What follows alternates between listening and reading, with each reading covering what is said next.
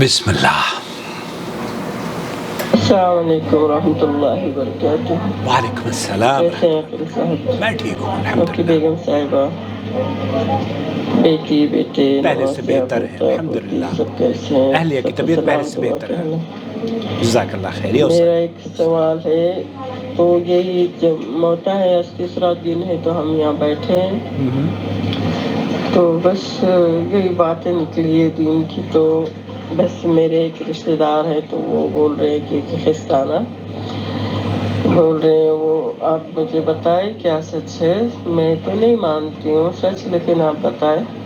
وہ ایک کھجور کے جھاڑ کا حصہ ہے، بولتے ایک یہودی تھا جی اور اس نے بولا، بولتے رسول صلی اللہ علیہ وسلم کو کہ یہ کھجور یہاں پہ لگا ہے اور رات تک اگر درخت نکلے گا تو پھر میں آپ کو یعنی میں ایمان لاؤں گا، تو آپ مجھے بتائیں یہ کیا ہے؟ تو وہ بولتے ہیں کہ پھر اس یہودی نے وہ کھجور کا بین جو ہے نا تو وہ نکال کے پھینکا، جب رسول وہاں سے چلے گئے تو وہ زمین سے کھجور کا بین نکال کے پھینکا، تو بولتے اللہ کو جیسے رسول کو صحیح ثابت کرنا ہے تو وہاں پہ بولتے راتوں رات درخت آ گیا، ایسا بول رہے ہیں۔ آپ ہاں مجھے بتائیے جی۔ کہ یہ کہاں تک سچ ہے اور کیا ہے اس کی حقیقت؟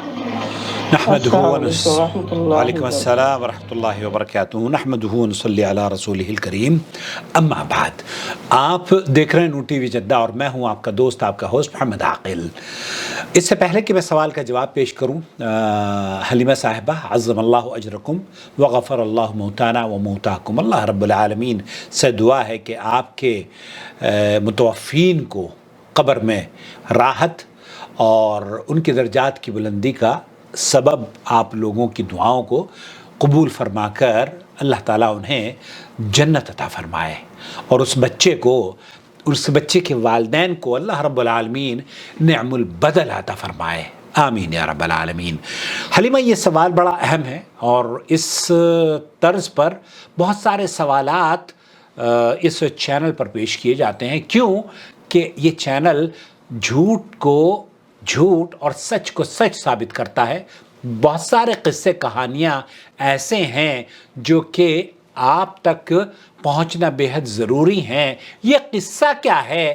نبی کریم صلی اللہ علیہ وسلم کی وہ کھجور بغیر گھٹلی والی آپ نے بھی سنی ہوگی، لیکن آج میں آپ کو تفصیل سے اس قصے کے بارے میں بتانا چاہتا ہوں۔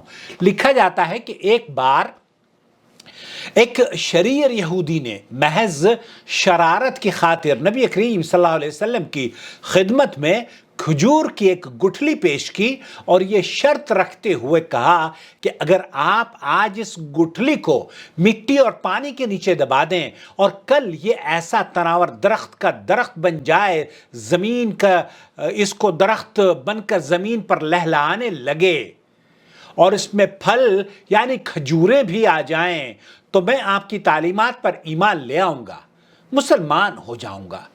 اب نبی کریم صلی اللہ علیہ وسلم کو اس یہودی نے اس قصے میں یہ کہا، نبی کریم صلی اللہ علیہ وسلم نے اس کی یہ شرط تسلیم کر لی اور ایک جگہ جا کر آپ صلی اللہ علیہ وسلم نے اس گٹھلی کو مٹی کے نیچے دبا دیا اور اس پر پانی ڈالا اور اللہ سبحانہ و تعالی سے دعا بھی کی اور وہاں سے واپس تشریف بھی لے آئے۔ اب اس یہودی کو دنیاوی اصولوں کی کسوٹی پر یقین کامل تھا کہ ایک دن میں کسی طرح بھی کھجور کا درخت تیار نہیں ہو سکتا اور نہ ہی اس پر پھل اور فروٹ لگ سکتے ہیں، لیکن رسول اکرم صلی اللہ علیہ وسلم کی ذات اقدس کی روحانیت اور آپ کے اعتماد اس کے دل میں کھٹک اور خدشہ ضرور پیدا کر رہا تھا کہ کہیں کل ایسا ہی نہ ہو جائے کہ کھجور کا درخت اگ جائے اور اسے ایمان لانا پڑ جائے۔ اس نے اپنے وسوسے کو دور کرنے کے لیے پھر دنیاوی اصولوں کی مدد لی اور شام کو اس مقام پر جا کر جہاں کھجور کی گٹھلی نبی کریم صلی اللہ علیہ وسلم نے بوئی تھی اس کو وہاں سے نکال لیا اور خوش واپس آ گیا کہ اب کھجور کا نکلنا تو درکنار کھجور کے درخت کا نکلنا ہی محال ہے، لیکن وہ نہیں جانتا تھا کہ جب معاملہ اللہ تعالیٰ اور اس کے رسول صلی اللہ علیہ وسلم کے درمیان ہو تو دنیاوی اسباب بے معنی ہو جاتے ہیں۔ آگے لکھتے ہیں کہ اگلے دن آقا دو جہاں صلی اللہ علیہ وسلم اور وہ یہودی مقام مقررہ پر پہنچے تو وہ یہودی یہ دیکھ کر حیران رہ گیا کہ وہاں ایک تناور درخت کھجور کے گچھوں کے ساتھ لگا کھڑا ہے۔ اس یہودی نے جب اس کی کھجور کو کھایا تو اس میں گٹھلی نہیں تھی۔ اس کے سامنے اس نے دیکھا تو اس کا منہ سے بے اختیار یہ نکل گیا کہ اس کی گٹھلی کہاں ہے۔ نبی کریم صلی اللہ علیہ وسلم نے اس موقع پر ارشاد فرمایا کہ گٹھلی تو تم نے کل شام ہی نکال لی تھی، اس لیے گٹھلی تو کھجور میں نہیں ہے، البتہ تمہاری خواہش کے مطابق کھجور کا درخت اور کھجور موجود ہے۔ کہا جاتا ہے کہ وہ یہودی اللہ سبحانہ و تعالیٰ کے اذن سے رسول اللہ صلی اللہ علیہ وسلم کے اس معجزے کو دیکھ کر مسلمان ہو گیا۔ اب اس واقعے کے بعد سے آج تک بغیر گٹھلی والی معجزاتی کھجور مدینہ منورہ میں خوب اگتی ہے، دکانوں پر فروخت بھی ہوتی ہے۔ اس کھجور کا اصل نام سکھل انہوں نے لکھا ہے، اسے سخل بھی کہتے ہیں۔ اگر آپ کو نام یاد نہ بھی رہے تو آپ اسے بے دانہ کھجور کہہ کر بھی طلب کر سکتے ہیں۔ اب اس ترقی یافتہ دور میں بہت زیادہ علم رکھنے والے بالخصوص نباتیات کے ماہرین یہ بھی پوچھیں گے کہ جب سکھل کھجور میں گٹھلی نہیں تو اس کی مزید کاش 1400 سالوں سے کیسے ہو رہی ہے؟ تو بتانے والوں کا بتانا یہ ہے کہ اس کے سوکھے پتے کھجور کے باغوں میں مٹی میں مل جاتے ہیں اور اس ملنے کی وجہ سے وہیں سے یہ پودے بھی جنم ہوتے ہیں۔ یہ پورا واقعہ سوشل میڈیا پر مختلف انداز سے بھرا پڑا ہے اور ان کے چاہنے والوں نے ایسے ایسے ویڈیو چینلز بھی بنائے ہوئے ہیں جو بہت سارے سپورٹر انہیں مل جاتے ہیں اور بہت سارے ویوز بھی وہ بٹور لیتے ہیں۔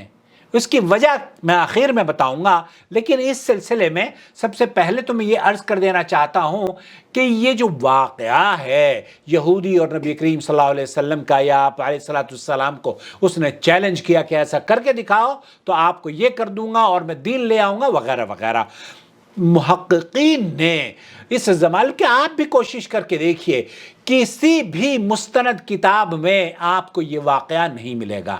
احادیث کی تاریخ کی مستند کتابوں میں، مستند کیا چھوڑیے، غیر مستند کتابوں میں بھی آپ کو واقعہ نہیں ملے گا، اور یہ بس جھوٹ ایک آدمی نے نقل کر دیا اور وہ پھر نبی کریم صلی اللہ علیہ وسلم پر بہتان باندھنے والے یہ اندھے عاشق نبی کریم صلی اللہ علیہ وسلم کی ہر بات سن کر بغیر کسی تصدیق کے لوگوں کے ساتھ شیئر کرتے رہتے ہیں۔ یہ بے بنیاد بات ہے۔ بے دانہ کھجور کو دراصل عربی میں اس کو سخل کہتے ہیں، سخل کہتے ہیں، اور یہ کھجوروں کی وہ ناقص قسم ہے جو کہ عرب کے یہاں قطعی طور پر پسندیدہ نہیں ہے۔ آپ علیہ السلام نے صدقے کا حکم دیا تو ایک شخص بیکار کھجور کا ایک گچھا لے آیا تو آپ علیہ السلام نے پوچھا کہ یہ کون لایا ہے، اور اس پر یہ آیت بھی نازل ہوئی کہ تم لوگ بیکار چیزوں کو صدقے کی نیت سے خرچ نہ کرو۔ تو اس طرح کی احادیث میں کثیر ایسے واقعات موجود ہیں۔ اللہ کے رسول صلی اللہ علیہ وسلم نے اس طرح کی جو ایسی کھجوریں ہوتی ہیں نا، جو کہ بلکہ یہ جو قصہ ہے، اس قصے کو دراصل صرف اور صرف جھوٹے روات نے یا من گھڑت یا وہ نبی کریم صلی اللہ علیہ وسلم پر جو بہتان لگاتے ہیں انہوں نے اس کو نقل کیا ہے۔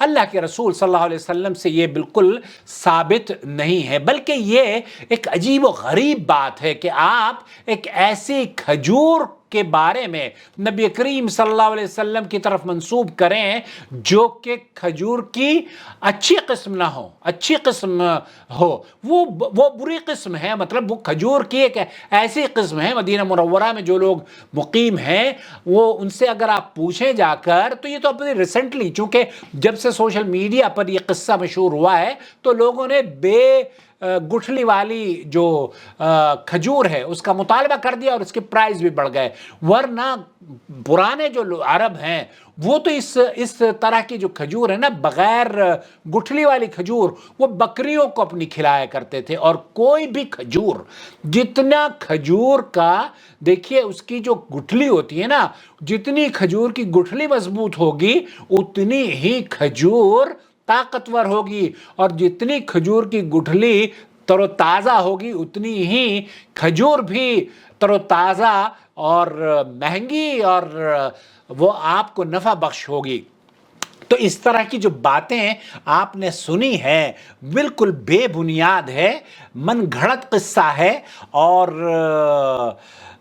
یہ کھجور میں گٹھلی کا نہ ہونا تو دراصل عرب کے یہاں عیب شمار کیا جاتا ہے، اور گٹھلی کا کھجور میں ہونا یہ اس کی خوبصورتی اور اس کے صحت مند ہونے کی دلیل ہے. بلکہ اس طرح کے جو کلمات ہیں نا، سخل وغیرہ، یہ تو کمزور جو بچے ہوتے ہیں نا، ادکچرے بچے یا ادکچری چیز، اس پر استعمال کی جاتی ہے. تو نبی کریم صلی اللہ علیہ وسلم سے اس طرح کا قصہ نقل کرنا یہ صرف جھوٹوں ہی کا کام ہو سکتا ہے. اہل الحدیث نے اللہ کے فضل و کرم سے اس طرح کی روایتوں کو رد کیا ہے.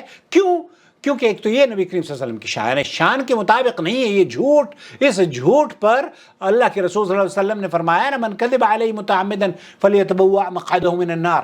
اللہ کے رسول صلی اللہ علیہ وسلم کے اوپر جو جھوٹ باندھتا ہے نا، تو وہ تو اپنا ٹھکانہ خود بخود جہنم میں بنا رہا ہے. لیکن آپ بھی اگر یہ جھوٹے واقعات شیئر کرتے ہیں لوگوں سے تو یقین جانیے کہ جھوٹوں کی نشانی ہے کہ بھی اللہ کے رسول نے صحیح مسلم کے اندر بتائی ہے کہ آپ بغیر کسی تصدیق کے اپنی باتوں کو دوسروں کے ساتھ شیئر کریں. تو حلیمہ صاحبہ، میں آپ کا بہت ممنون و مشکور ہوں. ایک بار پھر آپ کے اس رشتہ دار کے لیے، اس بچے کے لیے اللہ رب العالمین اسے اس کے والدین کے لیے جنت کا ٹکٹ بنائے، اور اللہ رب العالمین اس کے والدین کو اس کا نعم البدل عطا فرمائے، سب کو صبر اور اجر سے نوازے.